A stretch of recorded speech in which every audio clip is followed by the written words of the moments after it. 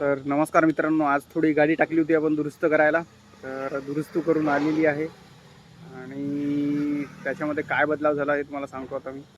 तर आपण हे गाडीची एक ब्रेक वायर आणि जे आपल्याला स्पीड दाखवतं ते चेंज केले आहेत.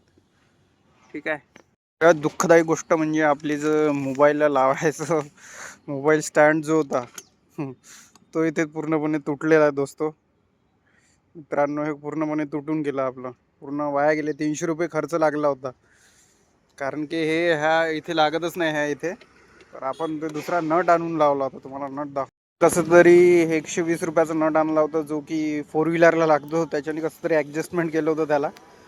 पण इथे मीटरचं केबल आणि ब्रेकचा केबल चेंज असल्यामुळे हे मग काढा लागलं, तर हे तुटून गेलं.